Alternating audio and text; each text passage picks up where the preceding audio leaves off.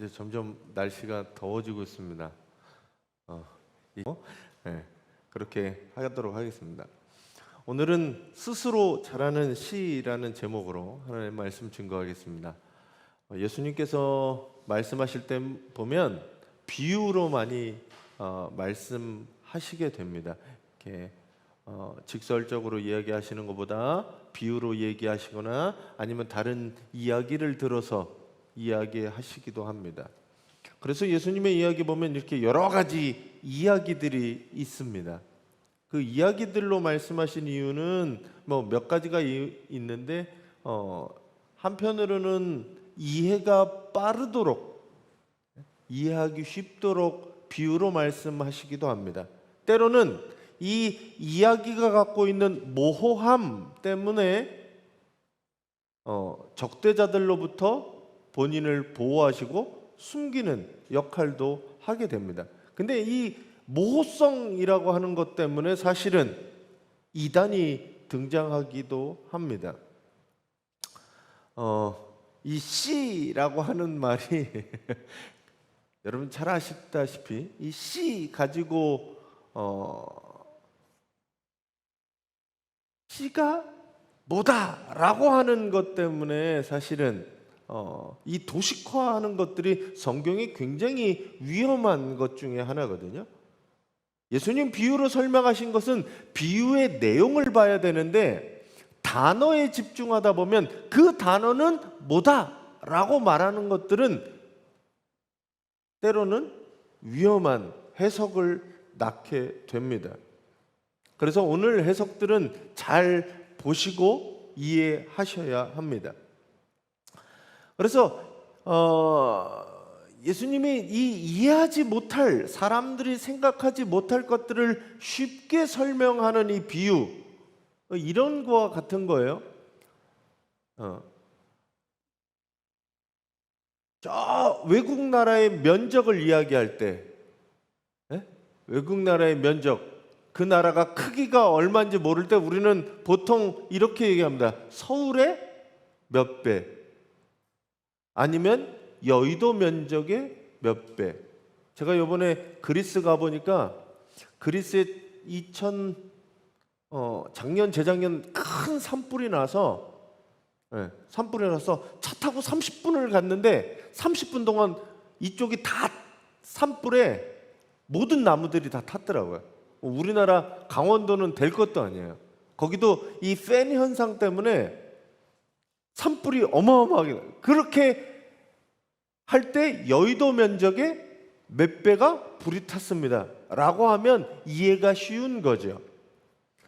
그거보다 좀 작게 되면 뭐라고 얘기하냐면 축구장 크기의 몇 배, 뭐 이런 거 이렇게 이야기하게 됩니다.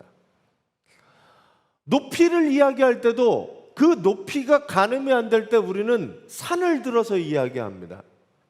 에베레스트 산에 얼마, 뭐 우리나라 사람들 같은 경우에는 백두산에 몇 배, 뭐 이렇게 높이를 이야기하게 됩니다.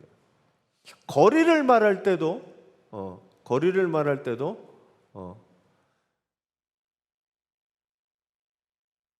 얼마나 되는 거리를 모를 때 대략 서울에서 부산까지 거리에 몇 배, 대략 500km 계산하고 그러잖아요.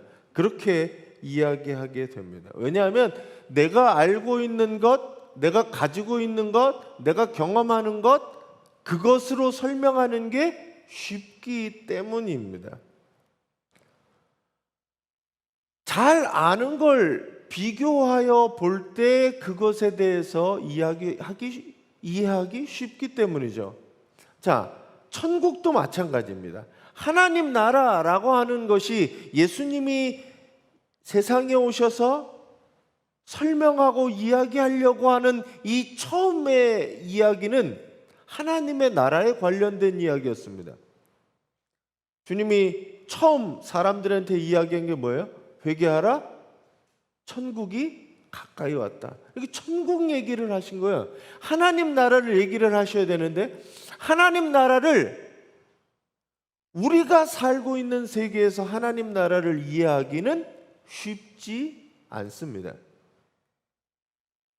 우리는 이미 이 땅에서 태어나고 이 땅에서 살아가고 이 땅에서의 삶이 전부이기 때문에 하나님 나라를 이해하는 것은 쉽지 않습니다. 그래서 하나님의 나라를 알고 계신 분을 예수께서 하나님의 나라를 비유로 설명해 주셨습니다.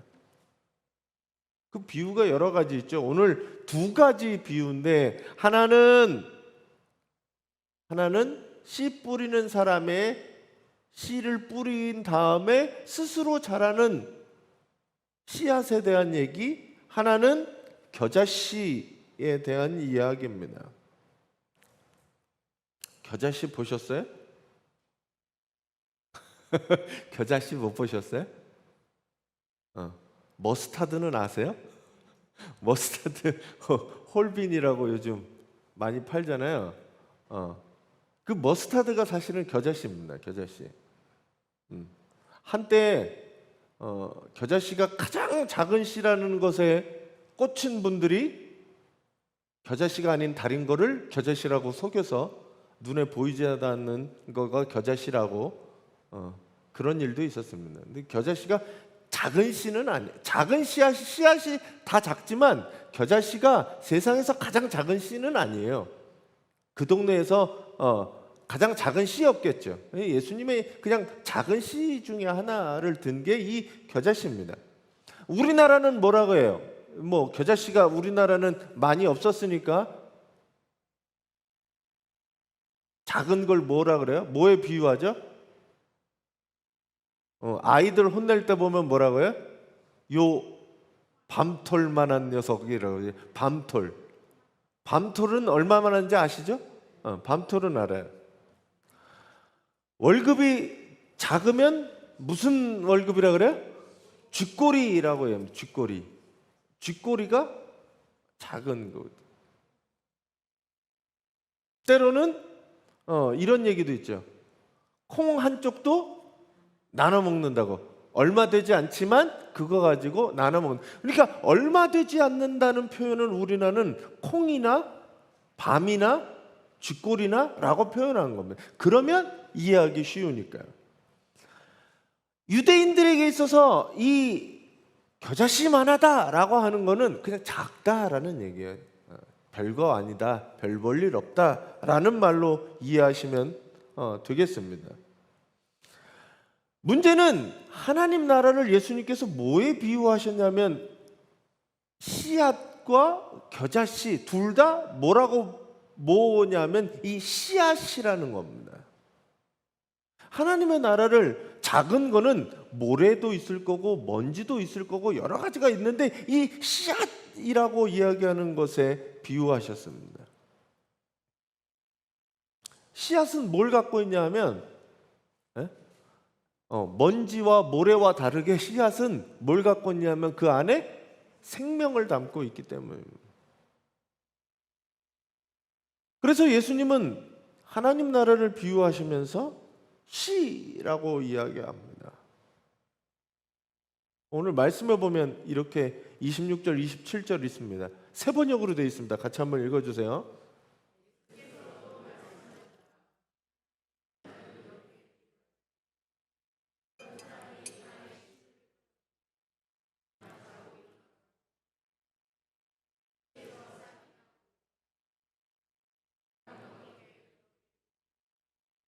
네.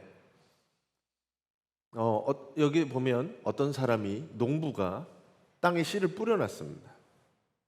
씨를 뿌려놨는데 밤낮이 자고 일어나는 사이에 어느 날 가보면 싹이 올라와 있는 거예요. 그걸 지켜보고 있으면 이러고 싹을 지켜보고 있으면 싹 나는 게 보여요. 이게 자라는 게 하루아침에 되는 게 아니거든요. 생각하지 못하는 순간 싹은 자라 있고 식물은 어느덧 자라 있습니다. 여기 보면 밤낮 자고 일어나는 하는 사이에 라고 얘기해요. 안 자란 것 같은데 어떻게 보면 가서 보면 이만큼 자라 있는 거죠. 땅에 떨어진 씨앗은 역동적으로 움직이지 않는 것 같으나 움직이고 있습니다. 자라지 않는 것 같으나 자라고 있습니다. 씨 안에 뭐가 있기 때문이냐 하면 생명력이 있기 때문입니다. 스스로의 양분이 있고, 그래서 그 식물들은 스스로 자라나게 됩니다. 농부가 애태우거나 지켜보고 있지 않아도 씨앗은 스스로 자라기 마련입니다. 근데 씨에서 싹이 나고 자라지만 사람은 어떻게 그렇게 되는지 알지 못한다라고 말씀하고 있습니다. 하나님의 나라는 생명력이 있는 거하고 같다라는 이야기입니다. 하나님의 나라는 사람의 마음속에 자라지 않는 것 같지만 그 마음속에서 자라나고 있습니다. 겉으로 보면 하나님 나라를 품고 사는 사람이나 그렇지 않는 사람이나 똑같아 보일 수 있지만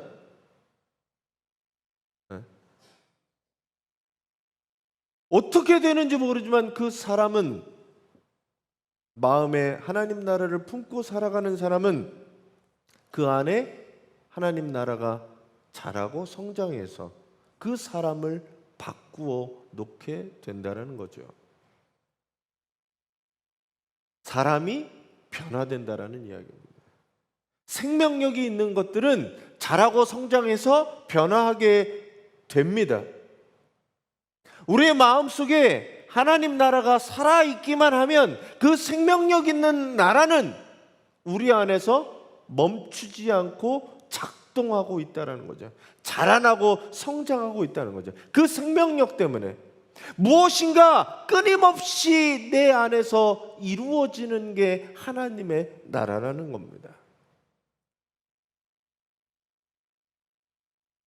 우리 안에 그런, 나는 교회 다닌 지 5년, 10년이 됐는데 내가 정말 내 마음에 변화가 없고 발전이 없고 하나님의 말씀을 들어도 감동이 없고 내 신앙이, 믿음이 늘어가는 것 같지 않을 때,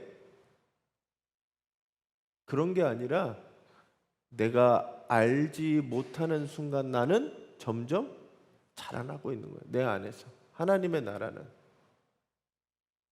여러분들이 살펴봐야 될 것은 내가 안에 있는 하나님의 나라가 생명력이 있는가 살아있는가를 돌아보시면 돼요. 성장하고 발전하고 하는 것은 내 소관이 아닙니다.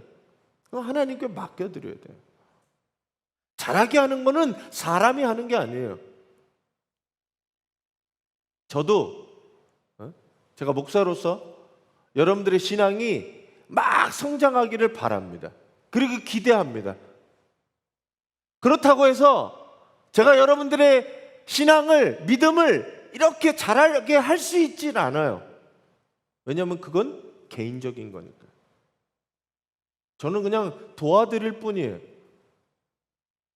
여러분들의 신앙은 여러분들의 몫이고 여러분 안에서 하나님의 나라는 성장하고 자라가야 합니다. 하나님의 나라는 그런 거죠. 결국 그 하나님의 나라는 사람을 바꾸는 생명력이 있다라는 겁니다. 여러분 안에 하나님 나라가 성장하고 자라나는 우리 성도님들이 되시기 바랍니다.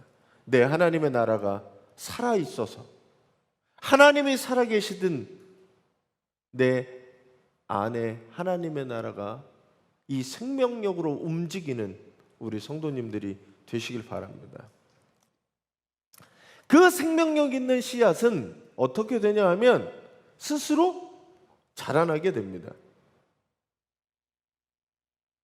자, 말씀에 보면 28절, 29절에 이렇게 되어 있습니다. 같이 한번 읽어주세요.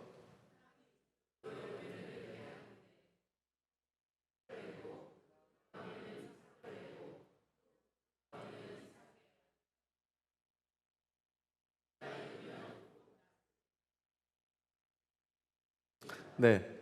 자, 생명력이 있는 것은 땅에 심겨지면 저절로 자라나게 됩니다. 여기 보면 저절로라고 하는 말이 세번역에서는 저절로 되어 있고 개역 개정판에 보면 스스로라고 되어 있습니다. 자연은 스스로 성장하고 발전하죠. 땅에 뿌려진 씨앗들이 거목이 되는 것은 분명합니다. 근데 하루아침에 거목이 되지는 않습니다. 식물이 하루아침에 자라지 않습니다. 열매 맺는 나무로 자라나기 위해서는 수많은 과정들을 겪어야 됩니다. 겨자씨 한 알이 하루아침에 열매 맺을 수 있는 것이 아니라 밤낮을 반복하고 반복하는 가운데 성장하게 됩니다. 싹을 틔우게 되고 그리고 이삭이 되고 곡식이 되어 열매를 맺게 됩니다. 신앙의 과정도 이와 비슷합니다. 예수 믿는다고 해서 하루아침에 내 신앙이 확 변해서 성인처럼 되는 게 아니에요. 수련회 가서 한번 회개하고 은혜 받고 방언이 터졌다고 해서 그 사람이 하나님의 사람처럼 살아가는 게 아닙니다. 신앙은 하루아침에 변해지지 않습니다. 내가 예수를 믿기로 시작한 것, 그것은 많은 변화가 있긴 하지만 그것이 내 모든 것의 끝은 아닙니다. 우리는 어떤 걸 믿냐 하면 갓난아이가 시간이 지나면서 키가 자라고 지혜가 자라듯이 신앙도 성장하고 발전한다고 믿습니다. 나는 날마다 우리가 변화되고 회개하고 새로워지는 것들을 우리는 겪어야 합니다. 그게 바로 신앙입니다. 사도 바울의 회심, 사도 바울이 우리는 한순간에 다메섹 도상에서 모든 것이 바뀌었다라고 우리가 이야기하지만 사도 바울의 회심은 한 번으로 끝나지는 않았습니다. 그 이후 사도 바울은 계속적으로 자기의 회심과 자기의 삶을 돌이키는 것들을 겪게 됩니다. 그래서 사도 바울은 뭐라고 고백하냐면 나는 매일 죽노라 라고 고백합니다. 신앙은 하루아침에 되는 게 아닙니다. 매일매일 나를 죽여가는 그 훈련과 연습 속에서 바뀌어지게 됩니다. 존 웨슬리 목사님도 우리가 회심주의를 지켰지만 한 번의 회심으로 그 사람이 변화된 것이 아니었습니다.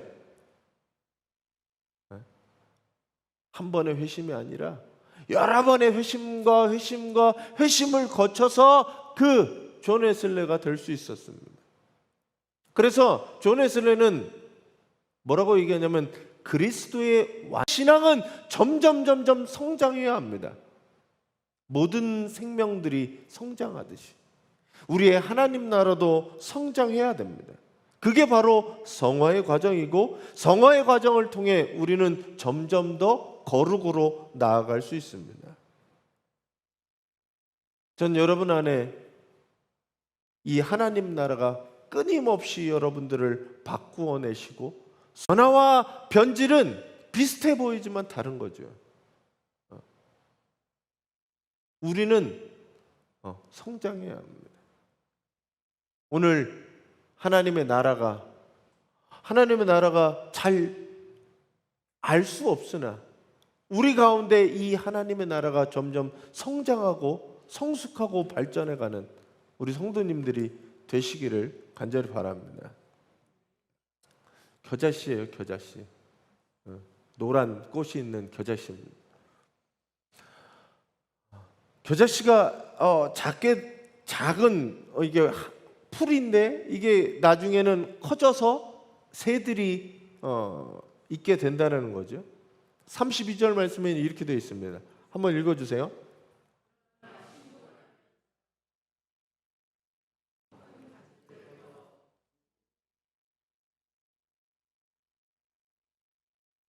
네, 어떤 데는 풀이라 그러고 어떤 데는 나무라 그러고 사실은 풀이 게 맞거든요. 땅에 뿌려진 겨자씨가 성장하면 많은 것들에게 유용해지게 됩니다. 커다란 나무가 보일까 말까한 작은 씨앗으로부터 시작한 것처럼 우리의 신앙이 별거 아닌 작은 씨앗이 심겨졌을 때 그것이 자라고 성장하여 큰 열매 맺고 다른 이들에게 유용한 가치가 있게 됩니다. 하나님의 나라는 예수 그리스도 한 분으로 시작되었습니다. 겨자씨 같았고 별거 아닌 것 같았고 아무 힘없이 십자가에 죽을 수밖에 없었습니다. 예수님께서 이 세상에 오실 때 황제의 아들이나 높은 지위를 가진 사람의 아들로 태어나지 않으셨습니다. 랍비의 아들이나 그리고 거부의 아들로 태어나지 않으셨습니다. 갈릴리 지방의 나사렛이라는 동네의 목수의 아들로 태어나셨습니다. 그분은 자리가 없어서 태어날 때 베들레헴의 말구유에서 태어나셨습니다. 그냥 평범한 목수에 불과했습니다. 어떻게 보면 겨자씨 한 알처럼 볼품없는 분이셨습니다. 근데 그분으로 시작된 하나님의 나라는 그분으로 끝나지 않고 12 제자들이 예수의 삶을 배웠고 그 삶을 실천했고 나누었습니다. 그마저도 한 명은 배신해서 11명의 제자들 그리고 나중에 마가의 다락방에 모였던 120명의 사람들 그리고 그로부터 시작된 하나님의 나라의 운동은 예루살렘과 온 유대와 사마리아와 소아시아와 유럽 전역까지 계속 확장되어 퍼져갔습니다. 그리고 지금 우리에게도 예수 그리스도는 전파되었습니다. 별거 아닌 것 같은 작은 한 알의 씨앗이 심겨졌을 때 그것이 많은 열매를 맺어 퍼져갔듯이 하나님의 나라는 멈추지 않고 성장할 것입니다. 여러분들의 가슴 속에 이 하나님의 나라가 성장하기를 간절히 바랍니다. 그리고 그 성장한 것으로부터 스스로 배부르는 것이 아니라 공중의 새들이 깃들 수 있도록 지치고 어려운 사람들이 소외받고 병든 사람들이 이 여러분 안에 이 하나님 나라 안에 쉼을 얻고 새 힘을 얻고 생명을 얻을 수 있도록 여러분들이 그 생명들을 나누어 주시는 성도님들이 되실 줄 믿습니다. 하나님의 나라가 다시 오실 때까지 하나님의 나라는 계속 확장되어지고 널리 퍼져갈 겁니다. 세상이 점점 어려워지고 물질이 더 우세되는 그런 세상은 예전에도 있었고 앞으로도 있을 겁니다. 그렇다고 해서 하나님의 나라가 없어지진 않습니다. 하나님의 나라는 더욱더 성장하고 더욱더 크게 큰 일들을 이루어 갈 겁니다. 그 일에 여러분들이 초청되어지고 여러분들 안에 이 하나님의 나라를 시작하시고 이 하나님의 나라를 살아가시기를 간절히 바랍니다. 씨앗을 비유로 말씀하신 이 하나님의 나라는 어떻게 보면 아주 작고 보잘것없어서 사람이 알아차리기 힘든 것일 수 있습니다. 하지만 하나님의 나라가 위대하고 큰 이유는 그 안에 생명력이 있기 때문입니다. 언 땅을 뚫고 나오는 어린 잎의 생명처럼 길가에 갈라진 틈새 안에 조그만 땅에 뿌리를 내리고 꽃을 피워내는 민들레처럼 하나님의 나라는 가난하고 소외받은 사람 그리고 별거 아닌 사람들에게 그 마음속에 솟아나고 피어나고 살아있게 됩니다. 사람들 속에 있는 하나님의 나라는 멈추어 있는 것이 아니라 점점 싹이 나고 이삭이 되고 열매 맺도록 성장하고 성숙합니다. 그리고 그 열매와 그 가지들을 통해 다른 사람이 쉬어갈 수 있도록, 다른 사람이 필요하고 생명을 나눠주는 그런 하나님의 나라가 됩니다. 하나님의 나라는 큰 것으로부터 시작되는 것이 아니라 작은 것으로부터 시작됩니다. 권력을 가진 사람이 돈으로 시작하는 것이 아니라 내 마음에 나부터 시작하는 하나님의 나라가 됩니다.